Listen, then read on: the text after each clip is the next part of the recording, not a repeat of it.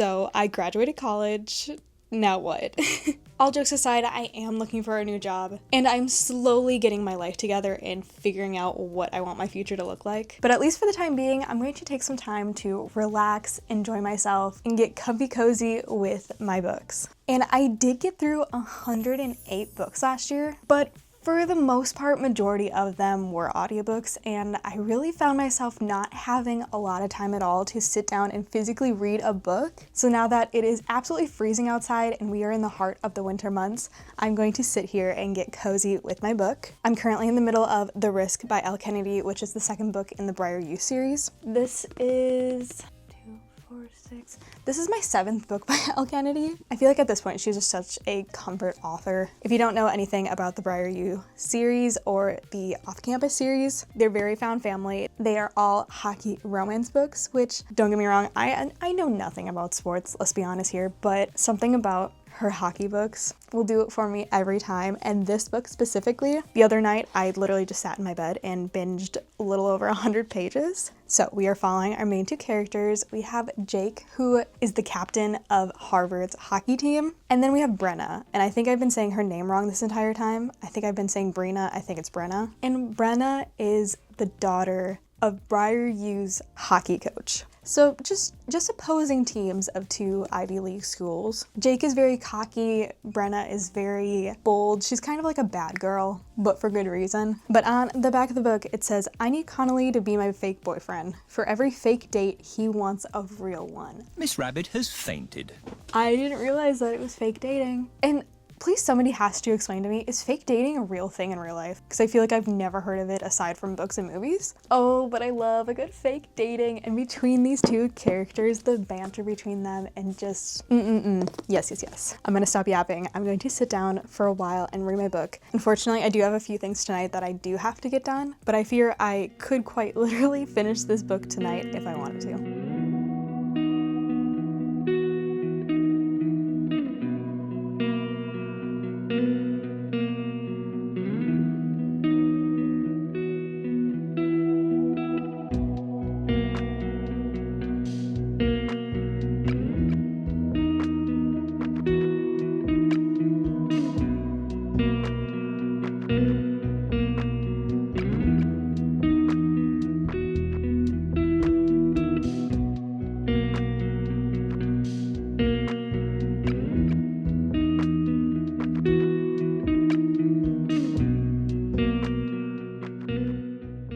Okay, it's obviously quite a bit later.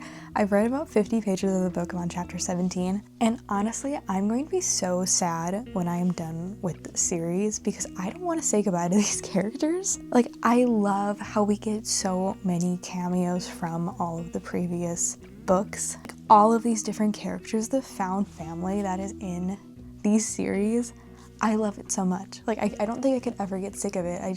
I eat it up. But also, I just have to remark on the fact that this book is so different than I feel like a lot of the romances that I read, because both of the characters have acknowledged that there's chemistry between the 2. Like, they're like, I like you, you like me. It's almost forbidden. I mean, according to her dad, it is forbidden, but like, and where I'm at now, they're getting ready for their official real date, and I just think that is so cute.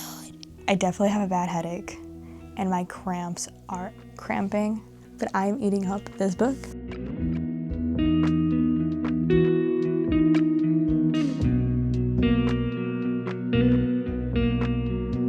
Why am I giggling over a kiss on the cheek? A kiss on the cheek. Hello y'all, I wanted to give a little update on my book, but before I do, I just want to say that the last few mornings I've been waking up way earlier than I normally do, but as I wake up, I've been reading my book little by little, and like the other morning, I literally read for an hour right when I woke up, which was so unexpectedly nice.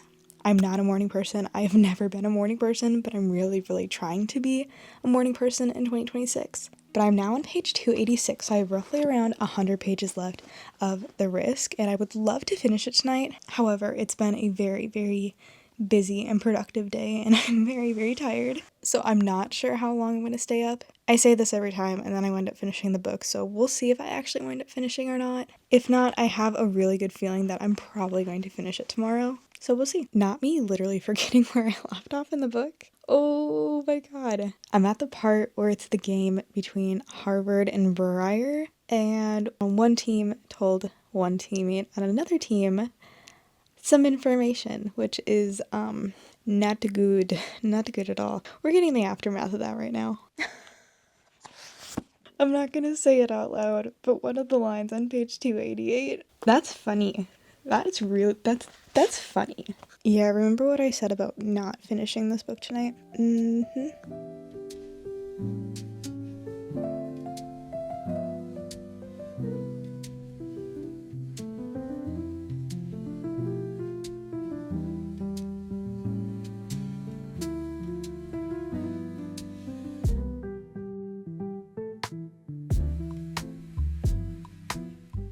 Alrighty y'all, so it is now a few days later. As you saw, I wound up finishing The Risk that night. Even though I said I wasn't going to finish it that night, I did. But I think I've settled on my rating, which is 4.5 stars. I thoroughly enjoyed that book so much. Honestly, I am growing to absolutely love Elle Kennedy's writing and just the found families that are in her books. I love it so much, and I'm so excited for the play, which I actually just picked up. But I've actually started my next book, and I haven't given a single update yet. So for my next book, I chose Hello Stranger by Catherine Center. This is my third book by her. I'm actually a little over 100 pages in, but I haven't actually physically read a single page yet because I've been listening to it on audiobook. So I am 33% of the way through the audiobook, but I will read on the back of the book what the book is about so I don't spoil anything. It says, she can't see faces, he can't see anyone but her. It's all starting to come together for struggling artist Sadie. She was just named a finalist in the National Portrait Competition of her dreams, but when she winds up with a rare but real condition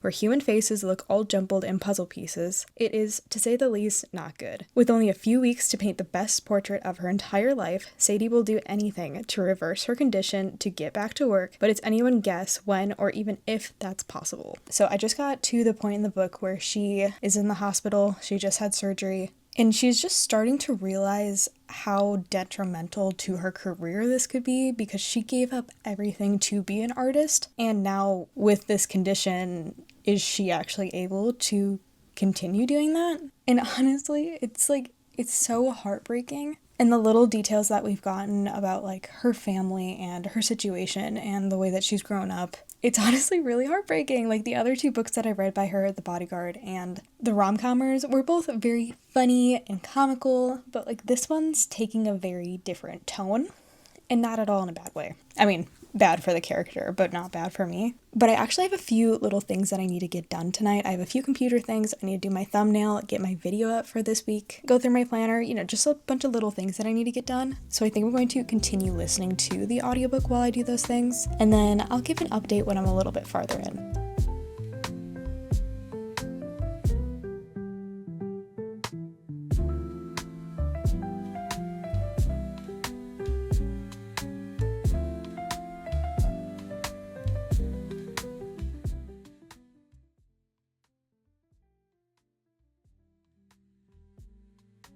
Okay, it's now a little while later. I got all of the little miscellaneous things that I wanted to get done, but I'm now on chapter 16, which is not quite 50% of the way through the book.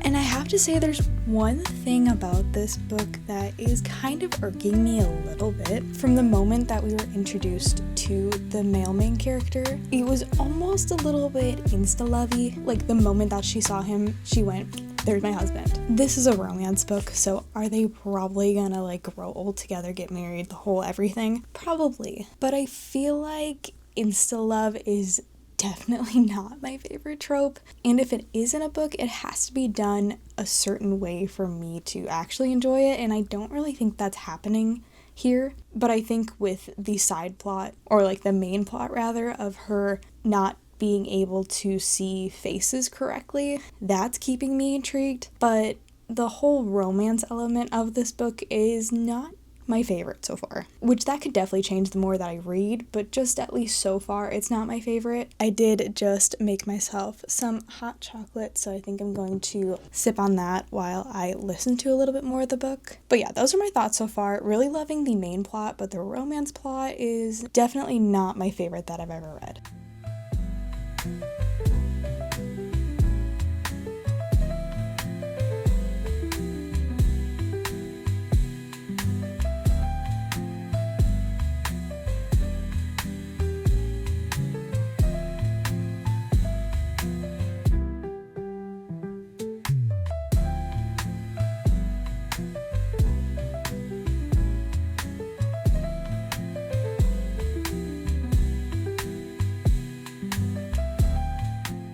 Alrighty, also, it's actually been a few days, and if you can't hear from my voice and also just the way that I look, I have been sick for the last few days, so I haven't given any updates at all, but I'm slowly starting to feel better, and also I put on these eye patches, which may look really silly, but they feel amazing. But last week I had a super long car ride where I actually wound up finishing the audiobook to Hello Stranger. And I feel like my last update, I wasn't very far into the book and then I kind of just binged the rest on my car ride. But I think my last update was kind of talking about how it was kind of insta-lovey, but I can't exactly explain it without spoiling it, but if you read the book, you know. I have to say the ending really actually got me. For some reason, I didn't put the pieces together. So I actually really did enjoy the ending, and also I hate her family. I forgot to mention that earlier, but I hate her family.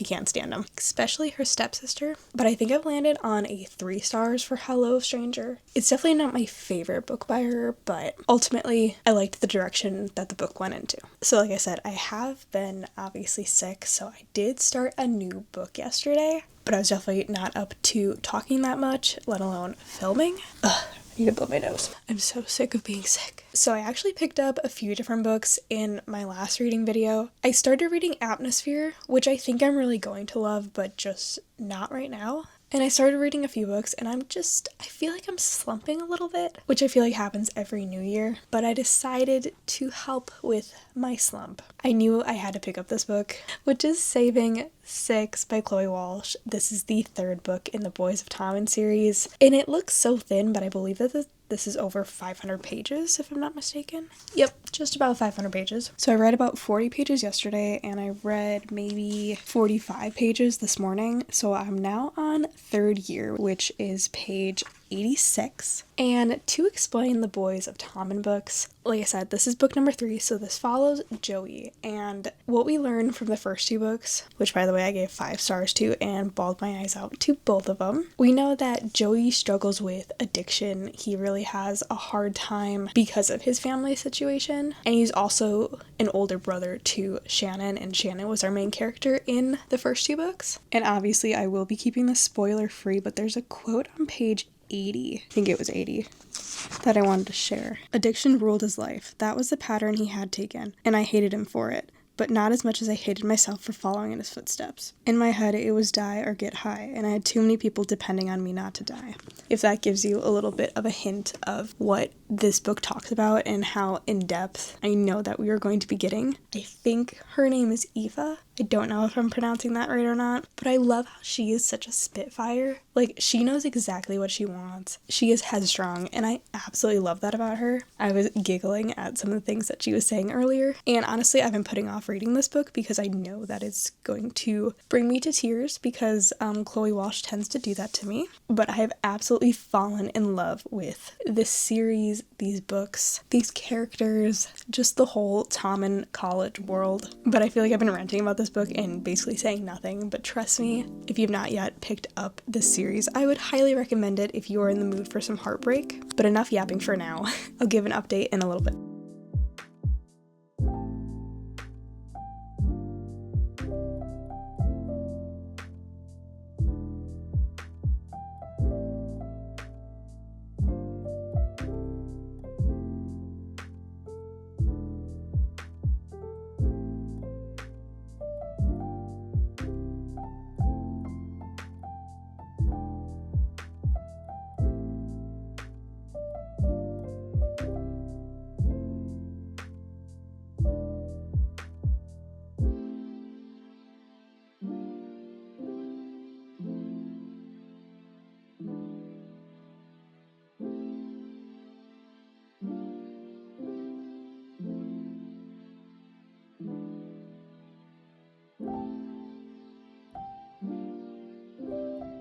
Okay, so it's been a few days since I finished Saving Six. I wound up reading like 70 or 80 pages in a row and just binging the whole rest of the book. But now it's time for my thoughts. Yesterday, Chloe Walsh just announced that there's going to be a TV show adaptation of the series, which I have to say I'm so excited for, but I'm also terrified for because of how much I love the series. They have to do it perfect, and typically with TV adaptations, they don't do it perfect. But that's for later, me to freak out about. Circling back to the book, I think that I liked Binding and Keeping 13 a little bit more than I did Saving Six. But honestly, I think I've just fallen in love with this world, and like anything that I read about these people, I'm going to absolutely eat up and enjoy and tear up and break my heart over. And honestly, I'm still kind of going back and forth on my rating. I think I'm going to give it 4.5 stars. I don't think it's quite a 5-star, but I don't know. I'm still going back and forth in my rating. I will say we really dug deep into the trauma part of Joey in this book. And honestly, it makes me absolutely petrified to start Redeeming Six because that book is massive. And obviously from Keeping 13, I do know some of the events that do happen in that book, so I'm not sure when my heart will be ready to read that one, but I am very excited to get to the rest of the series and just completely have my heart ripped out of my chest. I could cry just thinking about it. But that is going to be all for this video. I hope you guys enjoyed this fun little reading vlog. I definitely plan to do a lot more reading videos, and I have some really fun ones coming up. So stay tuned. Don't forget to like and subscribe for more bookish content. I hope you guys have an amazing rest of your day, and I'll see y'all in my next one. Bye, guys.